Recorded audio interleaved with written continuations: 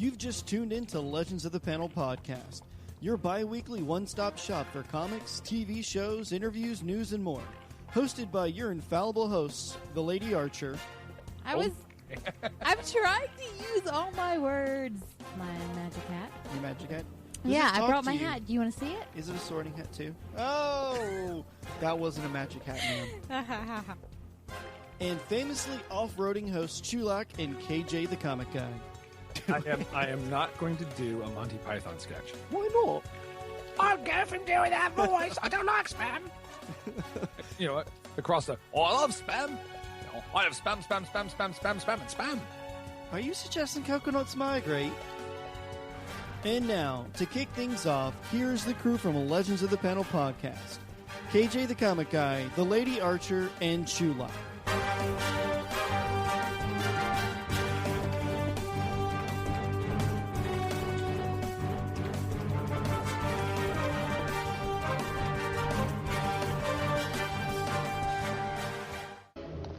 You know something? No, what? You read too many comic books.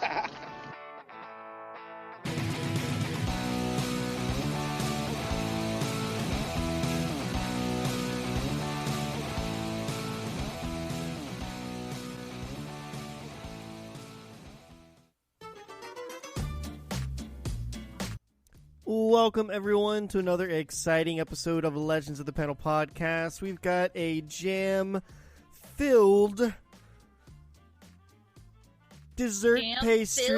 jam-filled dessert pastry of a show for you. Like a profiterole? No, Jake Dodgers. Yeah, there you go. I don't know. I was going with something here. Jam Dodgers are filled. filled with jam. Oh my gosh. Anyways, welcome to the show, guys. I'm really horrible at coming up with new intro stuff, but it is what it is. Welcome to the show. We've got Jam filled, that's what it is. It's jam-filled. Whatever. Don't judge me. Don't you jelly shame me or jam shame me, Miss Archer. I'll do what I want. Children, really. You'll do what you want. How are you, Miss Archer? How has your week been? Oh, another day, another dollar. Air conditioning's still broken at work. Sweating. I almost passed out today. It's just one ginormous roller coaster ride. Sure, we'll say that. Oh my goodness! I have to ask the question: how is the temperature down there in Charlotte? It was 65 today. I have to say it was 65. It's been wintry. However, we are coming to a warm up this week, and it's gonna be wintry for the South. It's gonna be like in the 70s sometime this week. So that's gonna suck because anytime if it's 70 outside, it'll feel like it's 105 in a kitchen.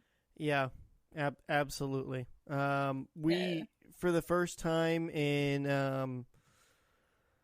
I don't know, at the stadium, like our offices are directly above the kitchen, and we have like crazy air conditioners in our, obviously it's a stadium, so literally the entire air conditioning for like one wing of the stadium, and they have it separated into three, is like 2 times the size of my house. That is an air conditioner. That's what I want hooked up to my house. But anyway, in order to keep the kitchen cold because it gets so hot, our offices, no joke, run at 62 degrees. You have to wear a jacket because we're on the same AC feed, and they will not separate it out. So while everyone down in the kitchen is sweating their you-know-what's off, we're upstairs literally like little ice picks. And I'm just like, oh my God, I got to go to the kitchen. Who would have thought I have to run down to a kitchen to warm up, because normally it's always the other way around. But anyway. So I wanted to confirm it before I said it. Okay. The temperature here in metropolitan Toronto is 27 degrees.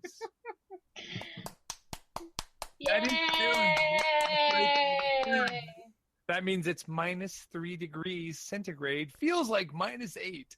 Well, enjoy that up there. I'll be visiting that in March. Makes it easy for me to sleep tonight.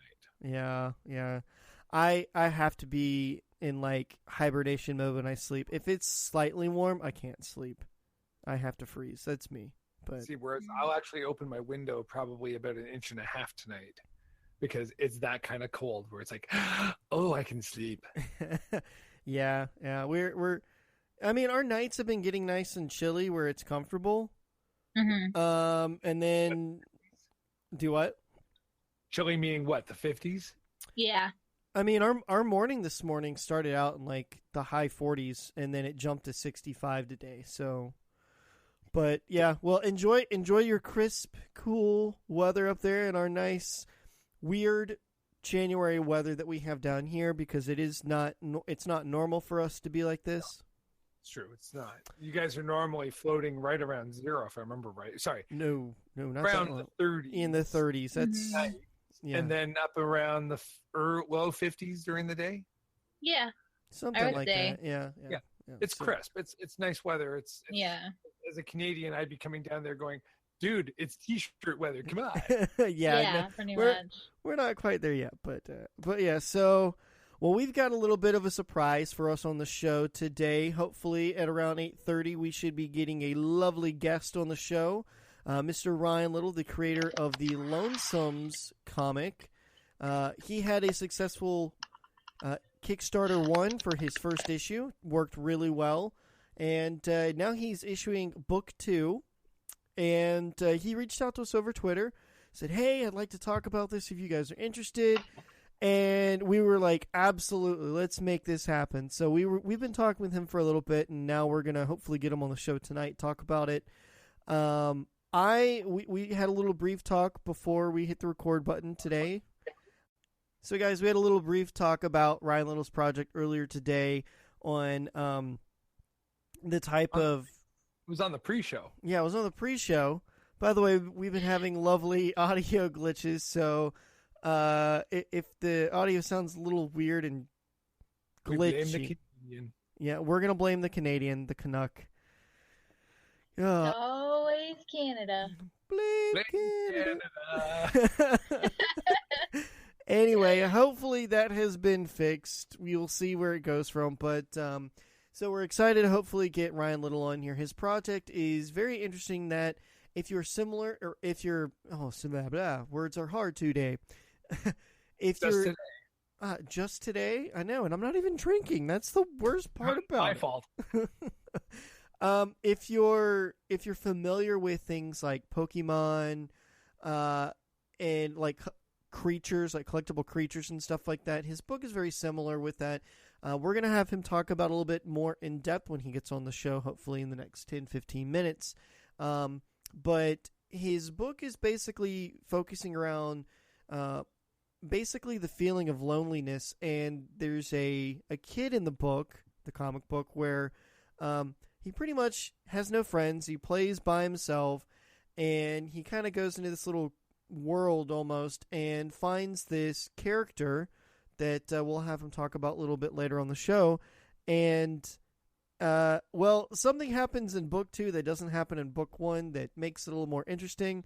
But if, like I said, if you're familiar with Pokemon style life and the battle system and the TV series, basically take that, shrink it down into a book, but then add in the more complicated story that I think we're going to see in future books and issues, guys, which is what I wanted to talk about earlier on. In the pre-show, because I think that's how he's going to do it. I think he's going to kind of expand it out and go more in depth into the emotional feeling of loneliness, which is the story of the comic book. So hopefully we'll have him on shortly, and we'll talk about that. But in the meantime, we were kind of talking about cons also on the pre-show. Con? You know what? I'm making that. I'm going to make it. Anytime we talk about cons, I'm going to hit a play button.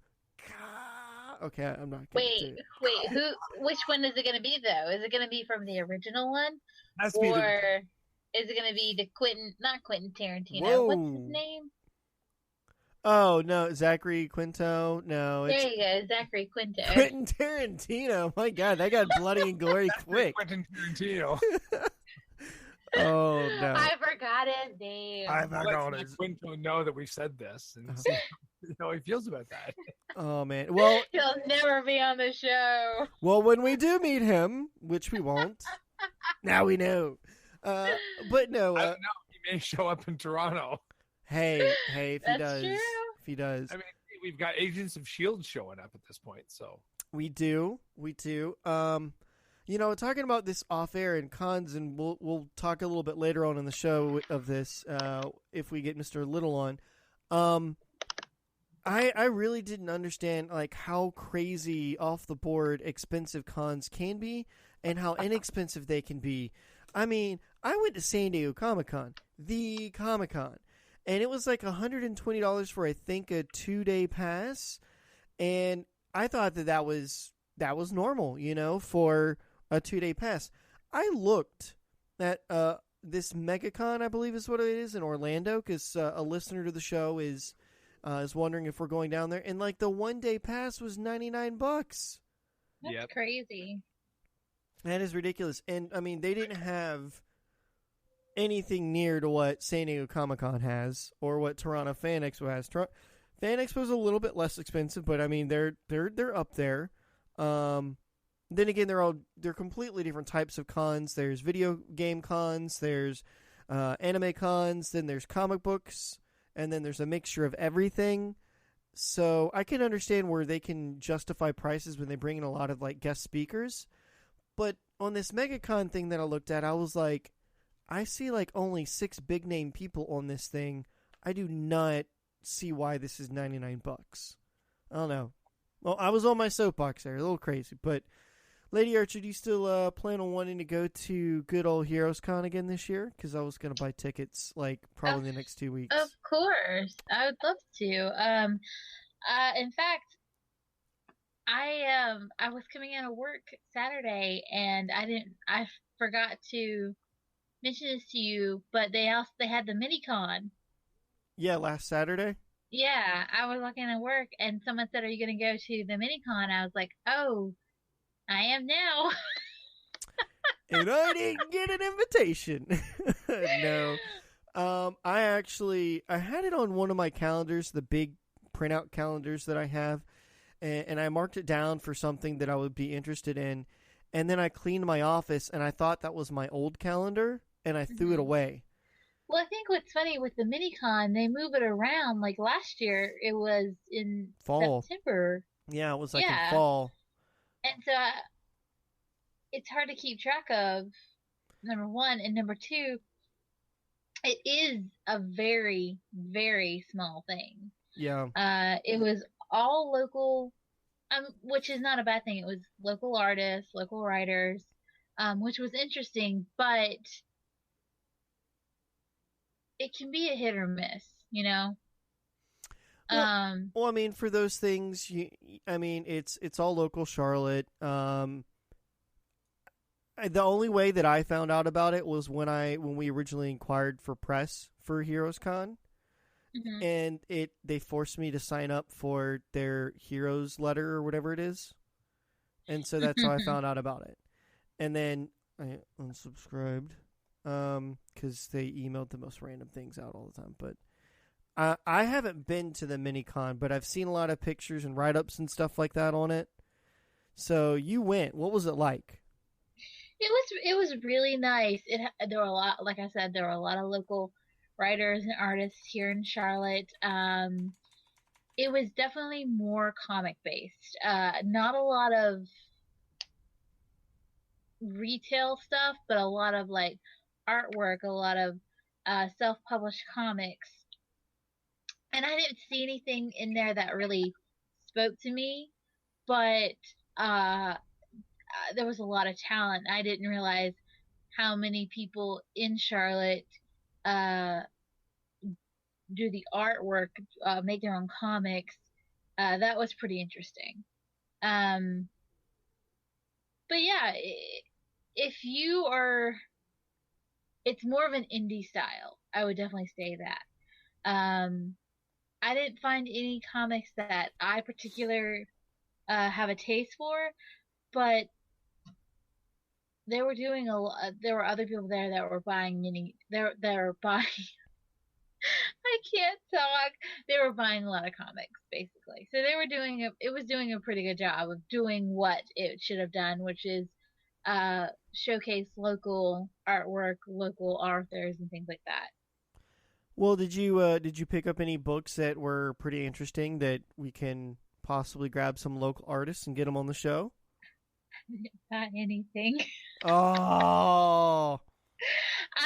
Not for lack of wanting to, but Well, I mean, it was just so spur of the moment. I mean, apparently you did this walking out of work. I was in my chef uniform. Was this at Heroes or was it at the convention center? No, it was. I forgot the name of the place. A guy in a van down by the corner of the river? Yeah, a guy in a van down by the river. No, Yeah, I got some comics for you. What are you after? What are you looking for? Oh, shoot. It wasn't at the convention center. It was another place. I can't remember. Honestly, I was there for like 20 minutes. I was in my chef uniform. I was sweating. I was miserable. And I just had to I went in, I walked around really fast, and then I left. And I felt really bad about that, but I was just miserable. They did have a huge amount of cosplayers there, and I was really upset at myself for not trying to take pictures or talk to any of them. But I was hot and sweaty, and I just was like, I can't be here. Well, I have to admit, my first con of the year is going to actually be February 18th. Quick question. Do we have an extra person in this room? Am I just crazy and they haven't popped up on my screen yet? Because I just got an email from Ryan Little saying, I think I'm in the room. I only see 3. Yeah, I only see the 3 of us. So, I just sent him the link again. He's like, I think I'm in here. I really hope he didn't go to a random room or I gave him the wrong link and he's just been sitting there since 7:45.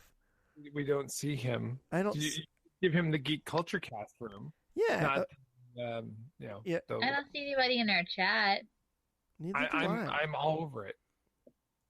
Yeah. Okay. A link has been copied. Oh my gosh. Oh man. If appear.in has just completely just gone crazy, I don't know what we're gonna do. We've gone to how many different platforms at this point in time? Well, 20? More than we should. How's that for an answer? Oh man. Okay, let's try this again. I'm gonna reply back to him. Hope. So yeah, no. So the Toronto Comic-Con right now, the guest list is very limited. There we go. All right, there we go. We are in. Did I give you the wrong link? No. I was copy and pasting the whole thing and pioneering the new group appear.in/geekculturecast. Okay. I was like, what did I do? So I was like, guys, stop what you're doing right now. Do we have a 4th person in this room somewhere? Do you see them floating around? I didn't mean to stand you up earlier either. It's my bad. Oh no, you are fine. We actually were having some tech difficulties earlier, so that's why we were like, is he hiding in this room? And we don't know. It's just a glitch. But welcome to the show, Ryan. This is Legends of the Panel podcast. We're actually going to talk with you today about your new project, the second Kickstarter for Lonesomes number 2. Sir. So, a brief introduction. We've got KJ, the comic guy, over here in the bottom left corner, looking down. Maybe he'll do a Canadian wave in just a second. I don't know. The Lady Archer is on the audio only right now. She likes to chill with cats. Nice. Actually, I'm sitting in my closet right now, so you can't hear any of the noise that happens in my apartment. So, haha. Oh my goodness! And then of course myself, Chulak, the person that has been responding to you for the better part of a long time. Yeah. So tell us, my man, a little bit a quick summary of your project, the story of Lonesome. I keep wanting to say loneliness, and Anyway, It's in there. it's Dude, right in it's that Kickstarter page, I must have wrote loneliness like 100 times. It's so goofy. Lonesomes is what I call a collectible monster comic, which is my fancy way to try to make Pokemon, Digimon, Yokai Watch, all that stuff sound more highbrow and fancy. But I want to do a genre exploration. I feel like that genre has all these awesome tropes and things that are unique to itself that we kind of write off and be like, oh, that's just a Pokemon thing. So Lonesomes takes great tropes, puts it through the lens of a Western indie comic, and tells a story about a lonely kid named Tom who discovers, one particularly lonely day, a mystical creature called a Lonesome that has been drawn to his unique loneliness. And together they go on adventures to explore the world of Lonesomes as well as the feelings within Tom himself. So what inspired you to make a comic similar to this? Because it tackles a couple things. One, it's attaching onto people that like you said, the collectible monsters thing. But then again, this is also going to tackle something that is pretty prevalent in the world today, especially in youth. Where did this come from? What made you want to write this? Sure. I've written all sorts of things. I don't remember where all my ideas come from, but Lonesomes is one of the ones I remember the exact second it popped into my head. I was working in New York City in the production office for a Netflix show at the time. I was driving home at like 4:30 in the morning because we went to like a really late shoot. And people say like New York City is the city that never sleeps, but at like 4:30, it's pretty much empty. Yeah. And it's really strange. It's like I park on the street, take this long walk home, there's these huge buildings, and there's all this stuff around you, and it's just empty. And for whatever reason, probably because I was overtired, I started feeling a little lonely.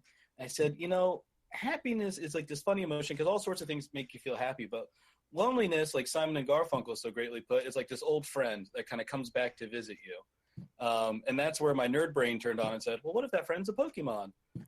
So as I developed the comic, I said, thanks to superhero stuff and especially the movies, being a nerd's really in the mainstream now. Or people think being a nerd's in the mainstream, but I feel like only really heroes are. Manga and anime still have this whole shroud of like kind of nerdy, campy goofiness people can't get into. So I said, what if I take this thematic element of loneliness that really means something to me, that I want to try to find a fun, accessible way for people to talk about and combine it with this genre, which I think people kind of write off really quickly. And then Lonesomes was the product. Great. So how did you find things like your artists and, where did you get the writing experience, all that kind of stuff? That leads into what I was going to ask. Well, you go, because I always do this when we do interviews. I mean, I looked at issue 1 and 2 because you were gracious enough to provide those to us digitally. Sure. And I'm looking at them, and it's like, okay, I don't know, is this fully creator owned, or are you the writer and the artist and everything? Oh, sure. No, so I'm just a writer. I'd been self-publishing comics for about 2 years. And then this was a year ago when we first started the project. And I said, I'd been doing shorts in various anthologies. And I said, I was ready to do my own full-length book. So I found all these little forums and stuff where you meet different artists and stuff like that. And I put out just a casting call. I said, it's Pokemon meets I Kill Giants, the incredible Joe Kelly graphic novel. If you haven't read it, it's really, really awesome. And I found my artist, Eder Messiah, and my colorist, Fariza Kamaputra. They were both the first guys I interviewed for the job. And they were both awesome. I think we with Eder, we went through like one round of designs trying to find it. I sent them both the script. I said, this is what it is. Could be anywhere from 1 to 100 issues. I want people that kind of want to go on this journey with me. And the awesome thing is Eder is based in Brazil. Fariza is in Indonesia. I'm from Pennsylvania, and I live in Los Angeles. So we're on 3 different continents. We may never meet each other. But because of the thematic elements, we all just found this place of empathy in our 3 vastly different life experiences. And then the book kind of made itself. I find that so crazy because, since the internet has been around, it's really been able to bring people together. We've been lucky enough to interview people that have been all over the world that have been making books. Our friends from the Australia comic, they've got an artist from, where was it again, KJ? Where was their main artist from? Do this. The Baltics. It's somewhere. Oh my gosh. Yeah. And then, so they've got that going, and they're great storytellers and writers, but they needed artists. So they reached out across the globe and found another set of Right, artists you all to do enable that. each other. You just Yeah. find people that share that creative space. I mean, Well, the best. between DeviantArt and between Reddit yeah. Mhm. are two go-to places. Now, there's also, I mean, what's the one? There's another comic book only place that we were told about. I'm trying to remember who told us about it. That is like a Reddit, but it's only comic books. It's There's not. a couple. There's one's called Digital Webbing that I think is kind of dying. That's still around. I used I don't even know how I found it. I think it's pronounced ZWOL, ZWOL.org. That's how I met Eder and Fariza both on that. There's a Facebook page that's connecting comic book writers and artists that has like 20,000 members. Oh wow. It's the internet. You can find anything. We've said things have changed so much as to where you go to try and find this. I mean, Right. at one time, the comic book industry, especially the indie industry, was very small, very localized. Right. You're in Los Angeles, you'd be going and finding 2 or 3 guys down the road who happen to be, out of work storyboardists and out of work colorists from Right.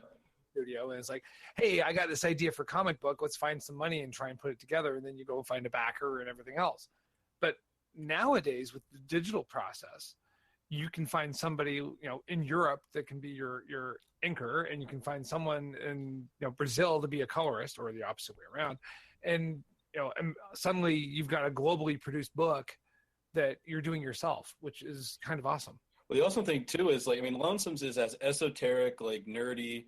It's basically Pokemon fan fiction. I'm not ashamed of that. Fine, but issue 1 from the Kickstarter, we shipped to 13 different countries, which is something I'm really proud of. So you just find your little people all over the world, and you come together, and then you breathe life into something. Now, we've gotten to speak with tons of people that have done their books differently.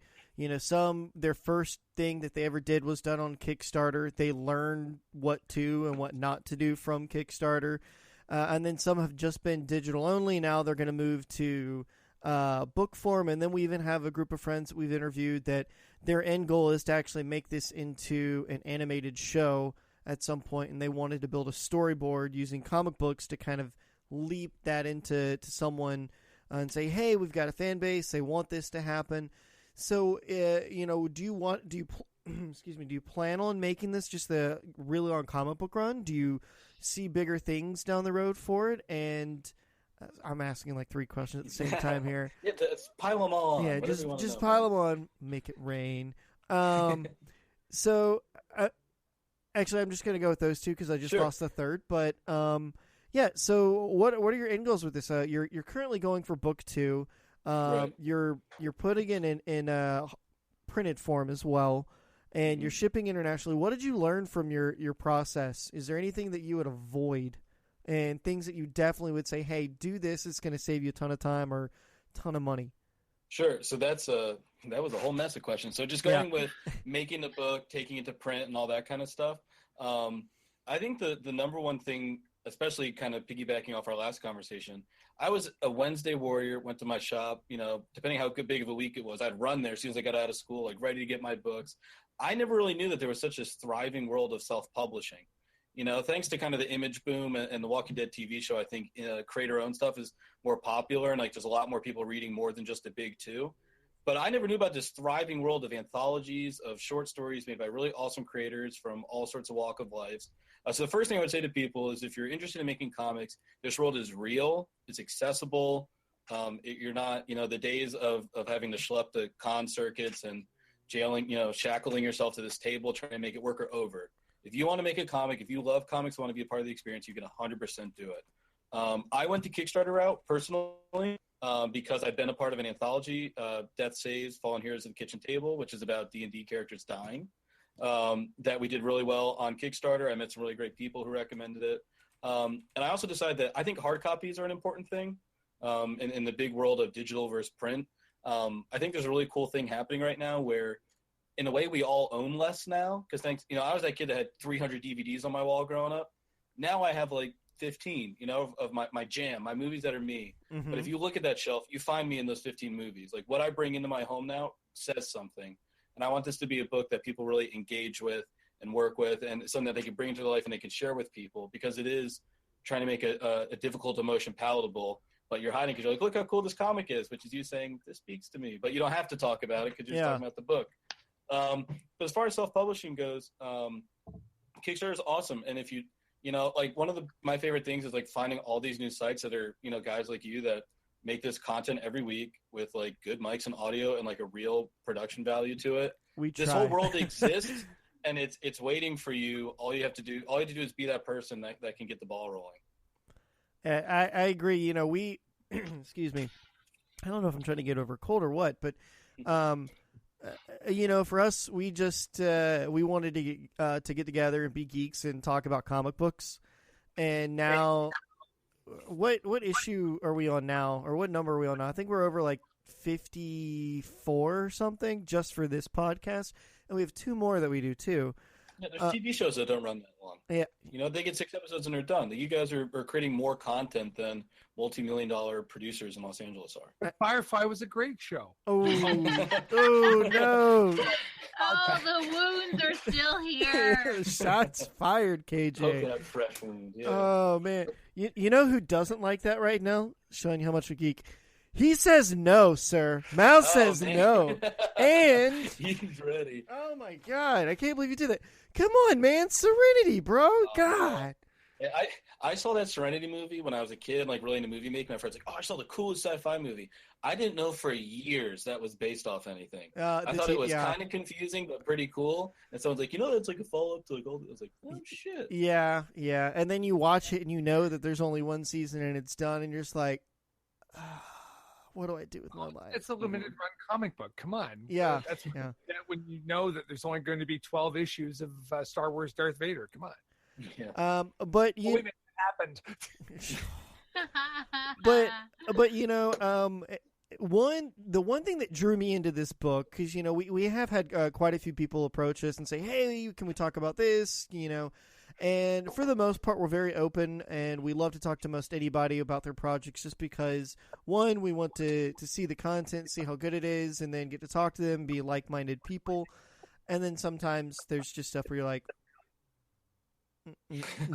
no. There's those dark corners, too. Man. There are those dark corners. But the main thing that kind of blew my mind away was first it was the artwork. Because, you know, the first thing you do whenever you get something like this, you're going to scroll through really quick and just see, does it visually strike me? And I loved it. I thought it was really quirky. I liked it. And I was like, all right, definitely going to jump in. I'm going to read this. Read the first one. And like I said, I'm really glad that we had 1 and 2 that you sent us. Because if I just had one, I'd be like, dang, now I got to wait for the other one. So I kind of got a little bit of a jump start on it versus somebody who's just getting into it or who had to wait or is still waiting to help get this book in someone else's hands. I think it's great. Visually, it's perfect. The story, it definitely when I was younger, I would have picked this up and carried it. And okay, the animals are freaking cute, man. They're freaking they're cute. so talented. I'm a really lucky guy. They really put everything into the book. I mean, the little wolf, the Lonesome, is adorable. And I'm trying to remember what like book this kind of draws me to in my memory from when I was younger, like just the art. But it's definitely something that I'm definitely going to throw money at. But I'm looking at your Kickstarter right now. It is Lonesomes issue number 2. It's been going for a few days now. I mean, about a week, right? A little over a week? Yep. Yeah, I think just a week in today. You got 22 days to go, and you're already over 50%. Yep. Yeah, we're moving, man. I'm really lucky. This has been the easiest one I've been a part of so far. People have really taken it. We had 5 people already sign on to create a Lonesome with me for issue number 3. Wow. Which I'm beyond excited for. I'm already trying to tell myself how to limit my time with that, because it's that's the point of this book, is to meet a total stranger and say, what does your loneliness look like? And engage with that with them. It'll be this fun, nerdy conversation about alligators made of fire and bison made of lava. But we're also it's also me fucking looking right at, sorry, I don't know what the word is on swearing, but I'm looking right in this person's soul. You know what I mean? It's half their creativity, and that says so much about you. And it's half, what spoke to them about the thematic element. So I'm amped. I'm on cloud 9. So, sorry, I have to, go ahead. Kick Track is showing you trending for 249% of goal. Uh-oh. Please. He's like, yes, please. I wish I had brought Monopoly money because I would just make it rain. Make it rain. But Currently, Why are your props always not in your hands? currently at 64% of goal. so this reminds me very much of one of our other friends, Miles Grab. After he got his first book published, it was a hurdle to get him there, but once he got into to put book 2 up, massively successful. I mean, probably the same numbers that we're seeing here for you. And now that kid is doing like, what is he on, like 5 projects? He actually messaged me 2 nights ago at like 4 different projects at least. If Yeah. not 5. Yeah, he's a SoCal guy. I've seen his work. He does beautiful work too, by the way. If anybody hasn't seen his stuff, it's awesome. Yeah, I don't even know if he knows I know it's awesome, but Miles, I know it's awesome. Well, if you know Miles, definitely show him some love. He's still bothering me late at night because he's on Pacific time. We're Eastern time, so and I swear he doesn't sleep. So Well, that's also where we're going, dude. We gotta sleep, man. yeah, come on, leave us alone. I got to get to work at 8, but I got to reach back out to him too. So, so what else would you like to tell the world about Lonesomes before we don't want to keep you too much longer because one, we know you're 3 hours behind, so right around now you're probably wanting to get some dinner or some food in you. I'm actually hiding in an office at work, so this is people think I'm on just like the longest bowel movement in the world. Oh man, well, yeah, definitely. No, we're all good. There's like a part of me that hopes that like I disappear and is like, do you hear like Pokemon jargon coming through the windpipes or something? Oh my gosh, that's hilarious, man.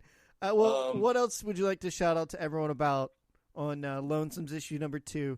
I think the first and biggest thing is if you're frustrated with, you feel like movies all look the same or there's no original ideas left, come check out Lonesomes.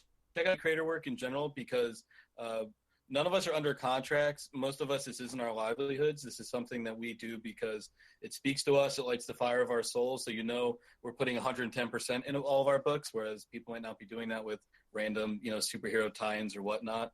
The other big thing is I finish all of my comics before I launch Kickstarters. So it's not a 6 months wait to get the book or anything. As these guys all mentioned, it's done. I'm going to have it printed in Sacramento, which is about 5 hours from me, which is where I had my last 2 books printed. So I usually get them within 2 days, which means as soon as the Kickstarter is done, I get the books to people within 3 or 4 weeks. Wow. Which is a good turnaround time for Kickstarters. And the biggest thing is it's a sort of a Studio Ghibli version of an Amblin film. So if you like an adventure story, not an action adventure, because I think action adventure is bullshit and it's what's ruining movies right now. It's an adventure for adventure's sake with real heart about these fun collectible monsters. Yeah, man, you can find out what your loneliness looks like. So where can we find you guys? Where can we latch on? Do you have any socials? Yeah, you can follow me at Mr. Ryan Comics on Twitter. That's MrRyanComics. Mr. Ryan was my name when I used to teach kids. And then if you Google Lonesomes issue number 2 Kickstarter, you'll find it right there. One of the projects we love, so we pop up pretty quick. Kickstarter has been awesome to us. And it's there, and there's all kinds of stuff. There's plenty available. The first issue is available on there as well, so you can get the whole thing at once.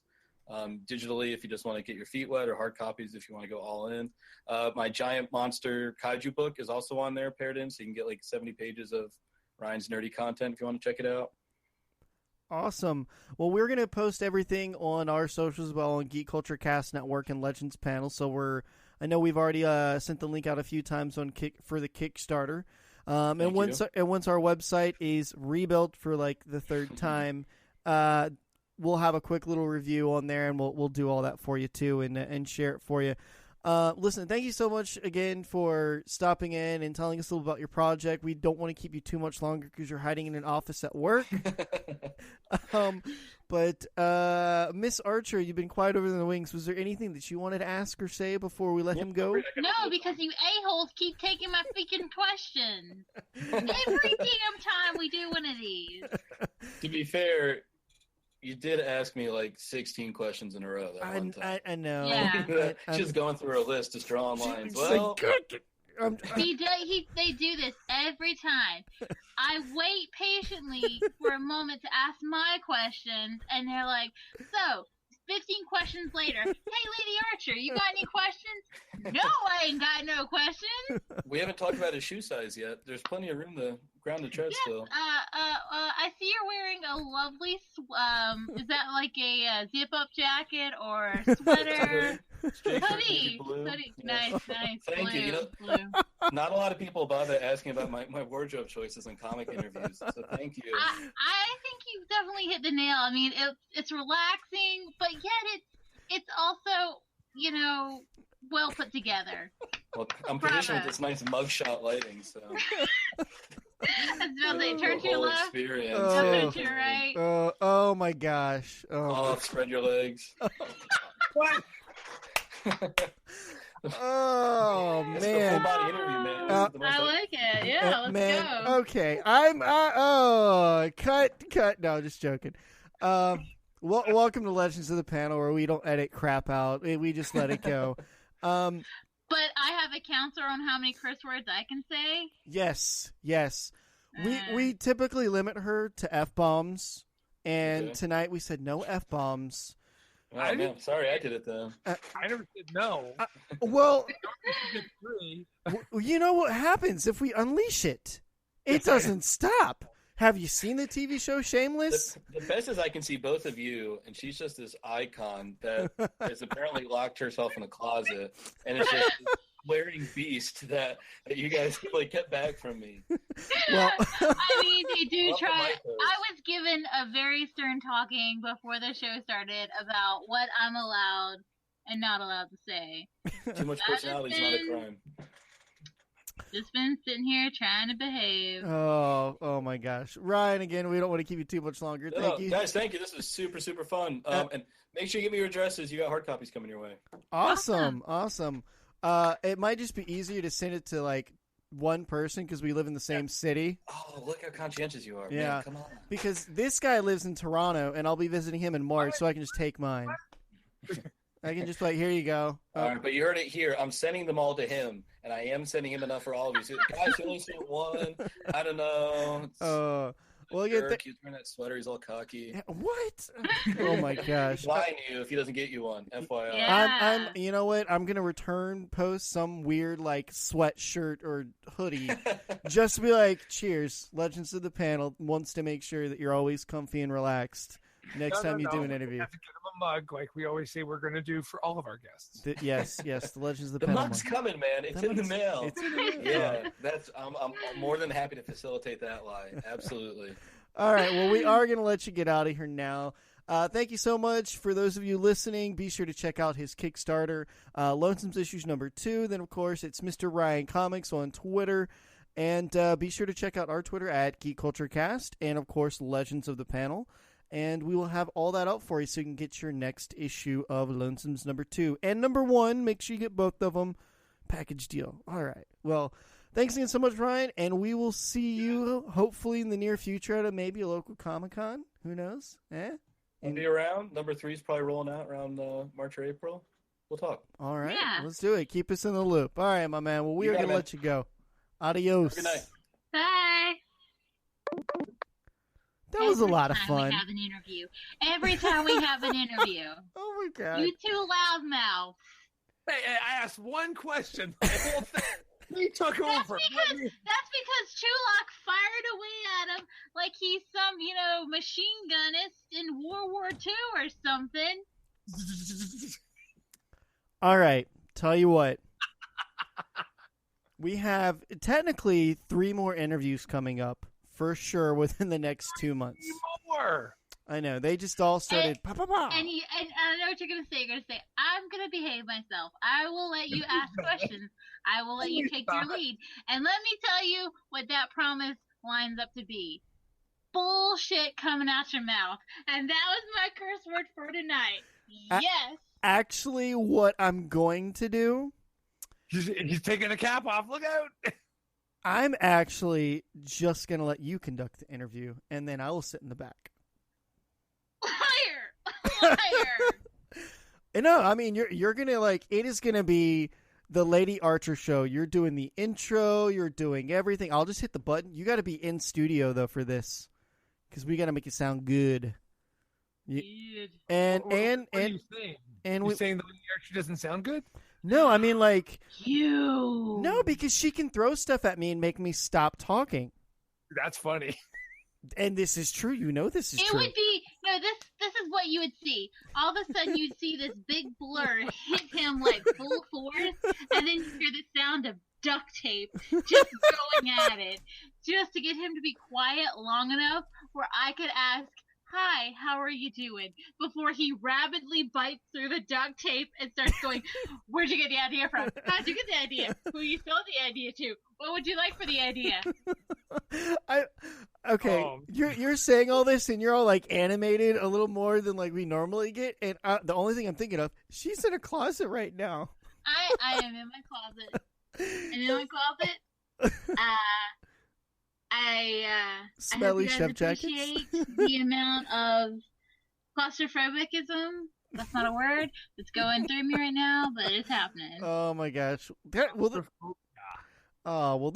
interview was fun though. He's a fun guy. Yeah, very yeah. lively, very lively. Very lively, very lively. Oh my gosh. So Snappy dresser. yeah, snappy He's dresser. not a fun guy. He's not a mushroom. Oh my gosh. All right. Well, let's move on. We did our awesome interview with Mr. Ryan Little. And now let's move on to some other things that we were going to talk about tonight.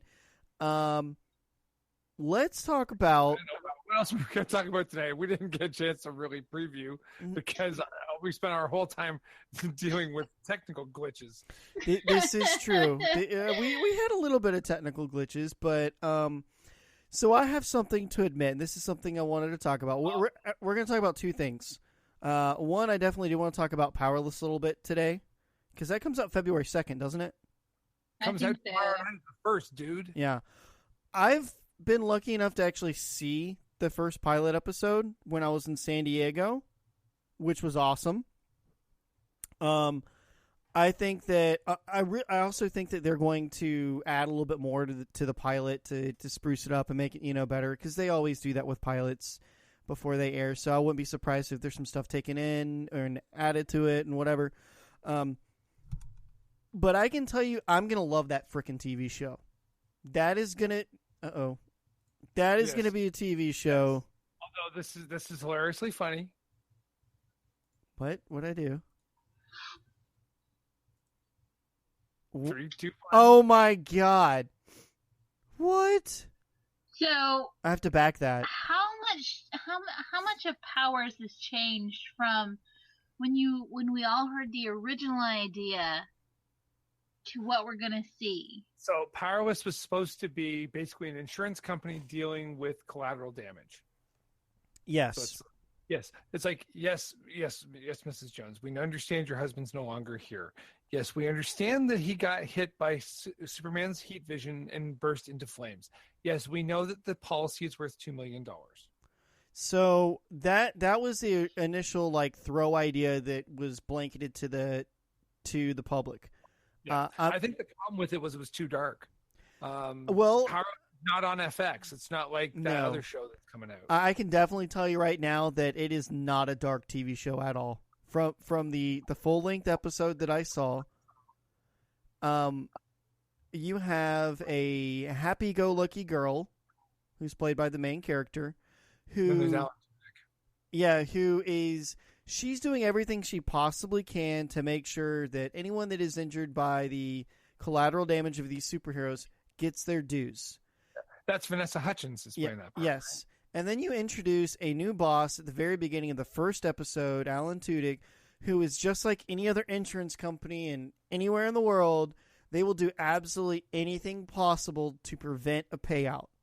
So you have these two going at it, and basically, I mean, it's been so long since I've seen the pilot, but one, they throw in a lot of characters that are in the DC universe that are the small characters, like the random, not hookups, but the random appearances that you see of these small minor league characters is what I would like to call them. They show up. Well, they kind of fall into this. I think the city's called Charm City, if I remember right, that they're going that it's placed in. And they have two main characters that are in Charm City that they talk about on Powerless, but the banter's hilarious. There is actually go back, listen to the San Diego Comic-Con review episode where I talked about Powerless. I actually Yeah, talked. but you didn't talk too much because you had signed a non-disclosure agreement. I couldn't. I mean, it was great. It was phenomenal. It's going to be huge. If you could watch me right now, I'm doing the accordion. Great, phenomenal. But I think it's going to have a huge turnout, and then I think that they're going to run out of substance. That's what I'm afraid of on this TV show, because you can only do the same story in so many different ways so many times before someone kind of gets bored with it, and that's what I'm worried about. What do they do on season 2.5? You know, so. Well, do you think they'll make it past season 1? I definitely think they'll make it past season 1. Where did that just come from? I was getting a huge amount of echo all of a sudden. Yeah, I have echo back. I don't have echo right now. Anyway, I think it's just you guys. It's not coming through my end. I mean, my Mr. Loki just went around in the corner and shook. Yeah, you sound fine. Okay, well now it's back. It's not as bad, but I can definitely hear myself. Well, let me just turn this down again, maybe. There's a time lag, and it's not my end this time because I muted myself for that last bound. Maybe I don't know. Maybe it is me. Why internet? You've got that monitor speaker on in the studio. That's the problem. No, it's off. Lights are off. It's yeah, all sure. Anyway, but so there's that. The other thing I wanted to talk briefly about today, and something I wanted to admit to, and I know you guys are gonna ream me for it. I already know you wet the bed. My name is Chulak, and I haven't. You been weren't to the supposed to comic tell shop. anyone about that. It was a one-time thing. I'm joking. My name is Mr. Chulak, and I have not been to the comic book shop in 20 years. It hasn't been 20 years. It's been 20 months. No, it hasn't been that long. Because I got the Flash. It's been a while, hasn't it? It was last week. What the heroes aren't hard to find. Anyway, we have about 8 minutes left in the show, so we're gonna wrap this up with what I'm about to drop, and I know I'm gonna get reamed for it, but the only reason why I am doing it is because I want the ending to happen the way that I talked about it at the very beginning on the show many years ago when it first came out, and because I don't know. All right, spit it out.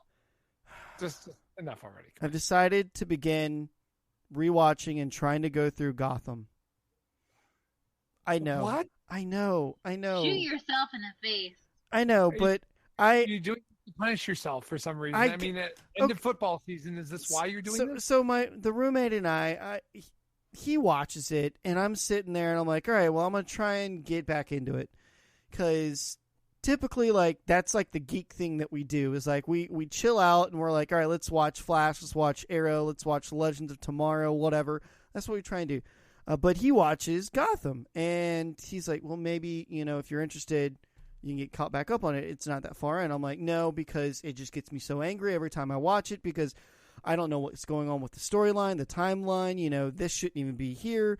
This is, Jim Gordon's wife / now it's his love. I don't know.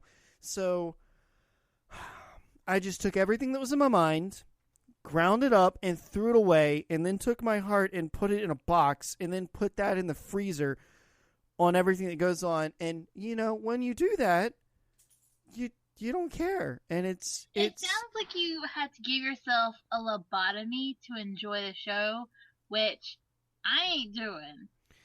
I'd rather have a bottle in front of me than have to have a frontal lobotomy. I mean, listen, that's pretty much where I was at. But once I literally just gave up caring about how angry I was getting with what they were doing with the characters and the characters in the DC franchise and Batman franchise and how bad they were doing it, I was just like, whatever.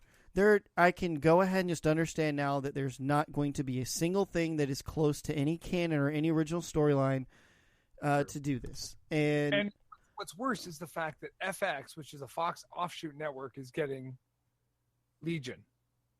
Yeah. But It worries me that Marvel is going to Fox. But I mean, I know that the reason they're doing that is to try and reincorporate the X-Men franchise. That's what the Yeah. I feel like this is going to be some sort of like sacrifice to get the X-Men nearer back to them, you know? But now let's think about it this way. Netflix, we're a month away from, well, at this point, tomorrow is February 1st. So for all of you out there, tomorrow is the first day of February based on when we're recording this show. So if you're listening in the future, you already know this. But, tomorrow we've got Powerless drops on NBC. We've got FX is next week, I believe it is bringing out Legion, which is, this X-Men type stuff. Then we're only about a month away from Iron Fist. Or is it Punisher first? Iron Fist. And which then puts us into Defenders by June.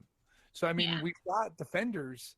We've got stuff to look forward to from Netflix. Thank you, Netflix, for bringing us the dark version of Marvel. now I kind of want to reach Thank back you for out. being Go ahead. the more honest version of some of their more questionable characters. Because if you look at the past of Jessica Jones, it just kind of skims over all the crap that's ever happened to her. And now I think you get a real life version of Jessica Jones, which I've enjoyed.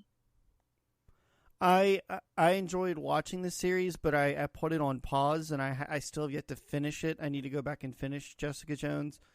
Luke. You're just a quitter. No, I'm not. I finished all Luke Although Cage, you all should've- of Daredevil. Mm. Tell me I'm a quitter. Again, we are talking about KJ over here. Yeah, that doesn't even start at this point anymore. He just reads reviews online. That's it. I went and saw Rogue One. Leave me alone. Yeah, like what, last week? No, I saw it over Christmas. So there. Okay. Lucky it was this Christmas, not next Christmas when it comes out on like Blu-ray special edition. Hey, I watched Rogue One, guys. Really? Well, girlfriend and I may actually go see a movie this weekend. We haven't decided what yet, but we're going for Mongolian Grill first. That's the important part. There you go. Enjoy. Pile all that stuff in the bowls and make them grill All it right. on the. Yep. I have a question for everybody. It's just a real quick yes or no. So, Ben Affleck will not be directing the solo Batman movie. Good thing or bad thing? Yes or no? Yay! KJ says yes. Wait, you It was said bad he enough will. when he directed damn, Batman versus Superman. Wait, you. Ben Affleck? Batfleck was involved in it far too deeply. I think that the less short answer. Yes, I think it's a good thing that he will not be directing it. I say yes too, but from what I've read online, some people are getting pretty pissed, and I'm like, really? It's a good thing. I'm worried about everything that's surrounding Justice League right now because apparently the Gal Gadot solo film for Wonder Woman is a complete, and I'm going to say this, yes, we are explicit tonight, shit show. Yeah, see, that's what I've heard for a really long time, and then everybody was like, no, they've got their crap together, and I got excited, and now gone back to third round editing. So yeah, it's gone through the test audience twice, and twice it's failed. That tells you something right there, that they've really screwed up. I mean, at least it's not Zack Snyder. Oh! Zack Snyder gets a bad rap every now and then. He deserves it. It's almost as bad as Michael Bay. Michael Bay deserves everything. And I'm really upset that DC is not taking better care. I mean, I know that. Well, that's because Marvel stole all the good directors. Well, I know if they want to get where Marvel is, they have to start, with baby steps, and they want to run. They want to catch up with Marvel. Well, you can't do that. You're just building your legacy on a pile of horseshit. I know a lot of people are kind of humming and hawing on the previous big director that had the last biggest hit for DC, Christopher Nolan. I think that they really need to pony up and do some stupid amounts of money and just say, we're about to just scrap everything and we really need some great direction. We're not asking you to run everything on the show, but, So You are at least better than what everything we've fielded so far. Here's KJ's 30-second synopsis of the difference between Marvel and DC films, because then we're going to run out of time. Yes. So my synopsis is this. DC films, although they've got great fundamental characters, the problem is that they are too effects-laden films. Yeah. A Marvel film is all about explosions. It's easy to do explosions. Pyrotechnics is fast and simple. Trying to do the advanced effects that you need to be able to do a DC film costs too much money. It takes too much time, and that's what's drawing away from the DC films. DC needs to stop with the films. They need to stay with the TV, stay with the programs that they've got going right now that are doing well for them. Refocus on Arrow because people are starting to lose where they are in the program. Refocus on Flash for next year because I'm hearing a lot of bad things about Flashpoint. We're not happy. I'm enjoying it. Flashpoint was too hard too soon. They should have waited to maybe the third or the fourth season. Yeah. I think jumping into it was just too fast because the thing with Flashpoint, the thing with the multiple universes, I understand that they want to do the same thing. They want to run ahead, but you can't do that. You have to walk before you run. And with something like all of the things that Flashpoint brings, it can get so complicated so fast that people are like, I don't understand. And then you try to explain it to them, and it's like explaining how to tie your shoe to a baby. They're not going to get it. The other thing is that Legends of Tomorrow has actually failed because it has not met the demographic. The demographic, which is my daughter who's 20-something, is completely lost on that show. Yeah, Killed off Captain Cold in the end of the first season. You got rid of Arthur Darvill as the Time Lord. Oh, wait a minute. Sorry, that's a different program. Wait a minute. It was on that program, too. Oh, yes, I know. Everything ties back to Doctor Who. Or My Turnus. That's our other show on the network. No. Yeah. No. The catch is that program has done a lot of things that people don't like. And Arrow this season has been very ill received from the whole jump ahead and stuff going on there. Yes, I think you muting all of a sudden get rid of the echo. No, you've got it? You still got the echo? I'm sorry. It's just me. I'll just mute it now. No, you're fine. The TV shows aren't struggling, but they're not doing phenomenally. Agreed. I think that the TV show that they definitely could just go ahead and cut and get rid of because it's just too much. There's too much fat on it. I think Legends of Tomorrow should be the first one gone. Arrow is struggling, but Arrow did prove itself and can rebound if they do focus back on the writing. And I think Flash it's still strong.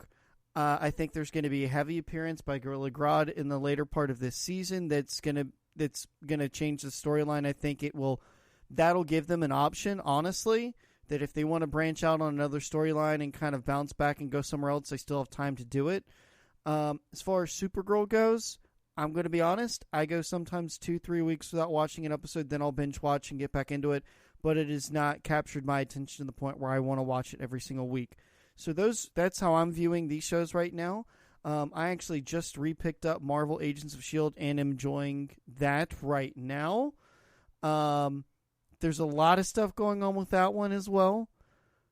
It's not so much a secret society going after a secret society of another secret society that's a secret society like it used to be. No, it's just a secret person from a secret society of a secret society of a secret society. Yeah. Complete difference. Yeah. I mean, this year Ghost Rider, and then who's the other one that they've brought in just recently? That's another major name they're about to introduce. So 2 major names, major solo acts that are coming into Agents of S.H.I.E.L.D., which I haven't seen the most recent episode. That's the only one. It's supposed to be coming in. It's supposed to happen for sweeps before the Oscars. So, and then they're supposed to wind down real quick this year. It's not supposed to be along into the mid-May season. Yeah. I heard it's going to be a mid-April. It's only about 3 episodes after they come back after sweeps. Well, I think like you said, they can trim the fat with Legends of Tomorrow, maybe even Supergirl or moving Supergirl away. I think that it personally, a show that I would be extremely interested for them bringing back and redoing, and CW picking up Constantine. You already know this. But the other thing that I would really enjoy, I haven't seen it yet, but I've been reading okay-ish reviews on it, and that's Riverdale, the Archie comic that CW has picked up. Has it? Yeah. No. I don't know. I mean, No, what they're trying to do is make Riverdale cool by adding like vampires and demons and Wait a minute, didn't they do sex that? and all that for kind of 9 years? stuff. Isn't that a show called Buffy the Vampire Slayer? Oh my Well, god. they're basically Buffy the Vampire Slayer in Riverdale. Is basically what they're gonna happen. I I'm haven't seen surprised it yet. they're not gonna make Archie the zombie that he is in the comics right now. Well, so wait a minute. Archie will be Angel, which means that Reggie will be. He's Spike, which then means that Reggie is that would be the Seth Green character as the Shaggy. Oh my gosh! All right. Well, we're gonna wrap this lovely show up now. We're only 5 minutes over, which isn't bad. We had a great interview tonight, guys. That was a lot of fun. I like when we get to do these interviews because we get to prevent Lady Archer from talking. I'm joking. You are so lucky. You are about 5 miles away from me right now. Next episode, if Lady Archer, if we don't have an interview, can you do us another Origins? Yes. Yeah, sure. Do you have a request or lady's choice? Lady's choice. All right, then. do something from the Marvel universe. I feel like we did DC for a while. Okay. Yeah, sure. Wait. No, did we do Doctor Strange last time? If she's got something from DC, let her do a DC. I do what I want. Yeah, go She's for got it. something in mind. Catch me outside. How about that? Oh my god, that's it. This show is over. She has been muted. Lady Archer has seriously been muted. I'm not even joking. Cash me outside. How about that? Oh my god, I'm gonna kill you. Anyway, that meme's got to go.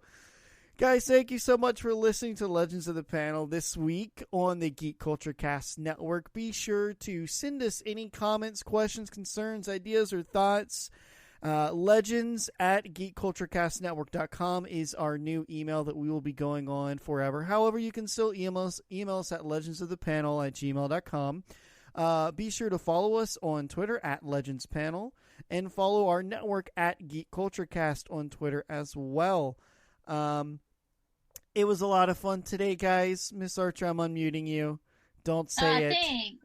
And Lady Archer, it's always a pleasure to have you on the show, ma'am.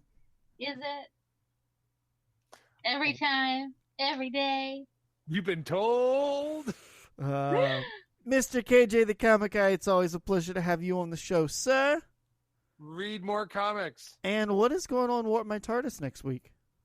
We haven't decided yet. We always do this. We decide like 2 days before the show. We're like, we're going to do this.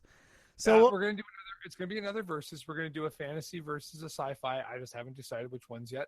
I will be posting that to the Geek Culture Cast Network Twitter. Awesome. Perfect. And like I said, we most likely will have another interview 2 weeks from today on a Legends of the Panel podcast. The big one is it really, really, really? It's not the big one. They're at 2 separate cons right now, and they don't know if they're going to have enough time to get on the show that early. Dang. But we kind of knew this, so it's okay. No, I know, but it still is like before March. One of them is currently in Texas, and one of them is in Arizona. So the big one is in Texas, isn't he? I think so. I think.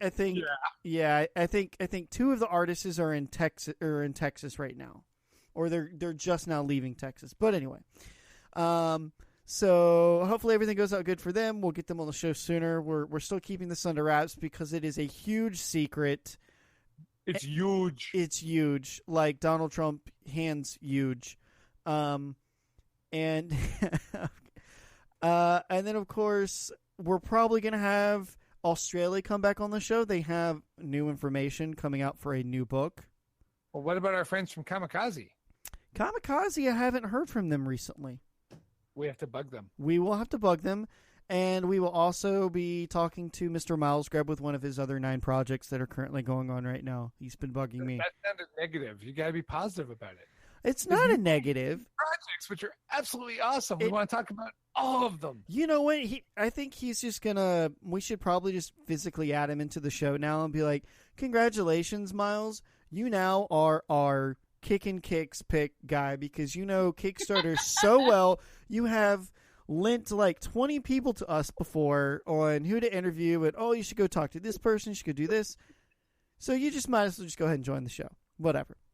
All right, guys. Well, again, thank you so much for listening to the Legends of the Panel podcast. We will see you again in 2 weeks. And just like Mr. KJ always says, read more comics. Bye, everyone.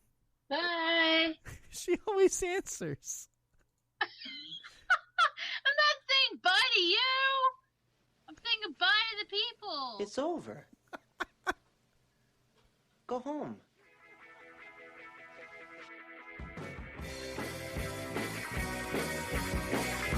Sip a cup of coffee from your daily grind. It's a full-time job, not to lose your mind.